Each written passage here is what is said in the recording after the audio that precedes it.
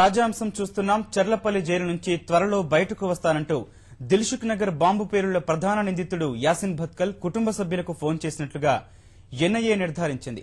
Jail అధికారిక phone నుంచి 10 సార్లు మాట్లాడినట్లుగా గుర్తించారు. భార్య, తల్లిదండ్రులతో మాట్లాడిన సంభాషణలను అధికారులు నమోదు చేశారు. రికార్డు చేసిన సంభాషణలను జైలు అధికారులు ఎన్ఐఏకు సమర్పించారు. భత్కల్ సంభాషణను ఎన్ఐఏ క్షుణ్ణంగా విశ్లేషించింది. నిఘా వర్గాల హెచ్చరికలతో చర్లపల్లి కారాగారానికి భద్రత పెంచారు. యాసిన్ భత్కల్ వ్యవహారానికి సంబంధించి మరిన్ని వివరాలను మా ప్రతినిధి తిరుపాల్ అడిగి తెలుసుకుందాం. తిరుపాల్, చెప్పండి, భత్కల్ తప్పించుకునేందుకు యత్నిస్తున్నట్లు జైలు అధికారులు ఎప్పుడు గుర్తించారు? యాసిన్ భత్కల్ దిల్సుఖ్ నగర్ బాంబు పేలుళ్లలో ప్రధాన నిందితుడు. ఇతను రిమాండ్ ఖైదీగా జైల్లో ఉంటున్నాడు.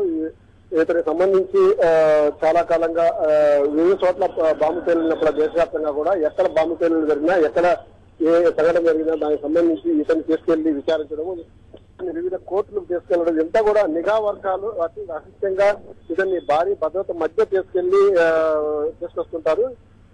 ఇటీవల కాలంలో కోర్టు కల్పించిన సౌకర్యం అంటే కుటుంబ సభ్యులతో వారానికి 2 రోజులు మాట్లాడేందుకు అవకాశం కల్పించింది. దాన్ని ఉపయోగించుకొని ఇటీవల కాలంలో భక్తులు 10 సార్లు వాళ్ళ కుటుంబ సభ్యులకు ఫోన్ చేసేట్టు తెలుస్తుంది. ఈ 10 సార్లు మాట్లాడినప్పుడు ఈ భార్య జాహిద్ తో మాట్లాడిన సమయంలో, నేను త్వరలో ఆ దేవుడి దయ వల్ల త్వరలో నేను బయటకు వస్తున్నాను, మా ఫ్రెండ్స్ నాకు సహకరిస్తున్నారు, త్వరలో వచ్చిన తర్వాత మనందరం కలిసి బయటికి వెళ్దాము అని చెప్పేసి చెప్పినట్టు తెలుస్తుంది.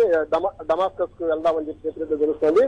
ఇతనికి సంబంధించి విషయం తెలిసిన వెంటనే, అంటే ఇక్కడ నుంచి జైలు నుంచి మాట్లాడే ప్రతి ఫోన్ కాల్ కూడా జైలు అధికారులు రికార్డ్ చేస్తారు.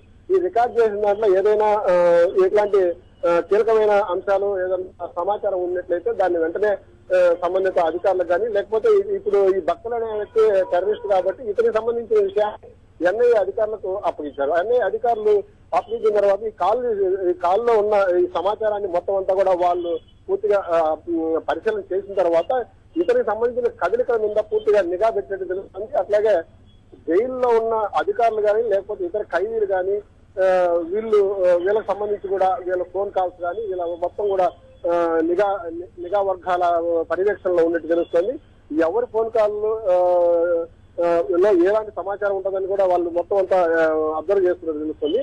అట్లాగే దీనికి సంబంధించి వీళ్ళ ఫ్రెండ్స్ సహకరిస్తారు, త్వరలో బయటకు వస్తాం, ఐఎమ్ కమింగ్ సూన్ అని చెప్పేసి క్లియర్ గా చెప్పినట్టు తెలుస్తుంది. అంత తొందరలో జైలు నుంచి బయటకు వస్తా, లేకంటే వీళ్ళు ఎక్కడికైనా బయటకు తీసుకెళ్ళినప్పుడు వేరే కోర్టులకు కానీ, లేకపోతే కూడా ఇతన్ని విచారణ కోసం వేరే బయటకు తీసుకెళ్ళినప్పుడు ఏమన్నా ఇతను బయటకు వచ్చే అవకాశాలు ఉన్నాయా, తప్పించుకునే దానికి అవకాశాలు ఉన్నాయా అనేది కూడా ఆలోచిస్తున్నారు. ఆ దిశలో కూడా నిఘా వర్గాలు ఆలోచిస్తున్నాయి.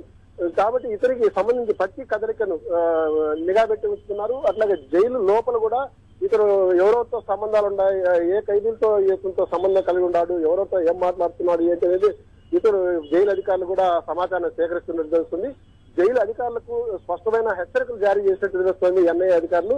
ఈ యాసిన్ భక్తులతో ఎవరెవరు సంభాషిస్తున్నారు, ఎవరెవరు కలుస్తున్నారు, ఎవరెవరు ఎక్కువ క్లోజ్ గా ఉంటున్నారు, ఇతనికి సంబంధించి అంటే ఇతను మాట్లాడితే ఫోన్ రికార్డు సంబంధించి ఏమైనా రికార్డు చేస్తారని ఇతను ముందే గుర్తించినట్టున్నారు. కొంతమంది అంటే ఇతని స్నేహితులు ఎవరన్నా ఇతనికి సంబంధించిన విషయాలను బయటగా ఏమైనా మాట్లాడుతున్నారని చెప్పేసి వాళ్ళు మాట్లాడే ఫోన్ కాల్స్ కూడా వీళ్ళు రికార్డ్ చేస్తున్నట్టు తెలుస్తుంది. అంటే ప్రతి అంశాన్ని ఇతను టెర్రరిస్టు, బాంబు పేలుళ్లలో కీలక నిందితుడు, వివిధ చోట్ల బాంబు పేలుళ్లలో కూడా ఇతనికి భాగస్వామ్యం ఉండాలని చెప్పేసి భావిస్తున్న తీవ్రవాది కాబట్టి ఇతనికి సంబంధించి ప్రతి అంశాన్ని కూడా నిఘా వర్గాలు జాగ్రత్తగా పరిశీలిస్తున్నాయి.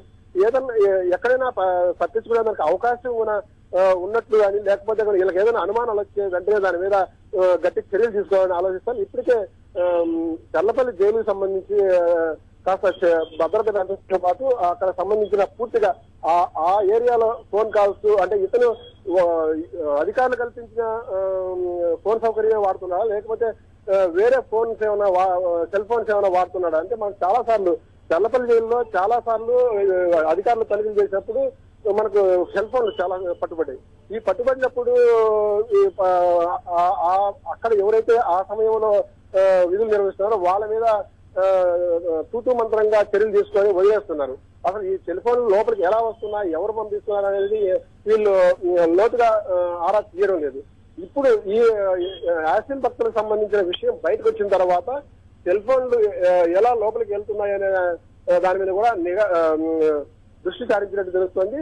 జైలు అధికారులు దీనికి సంబంధించిన జైల్స్ డీజీ తర్వాత మిగిలిన అధికారులు కూడా సమీక్షించే అవకాశాలు కనిపిస్తున్నాయి. సమీక్షించిన తర్వాత జైలు లోపలికి వెళ్లే ప్రతి పదార్థాన్ని కూడా నిశ్చితంగా పరిశీలించిన తర్వాతనే లోపలికి పంపేటట్టుగా చర్యలు తీసుకునే అవకాశం కనిపిస్తుంది.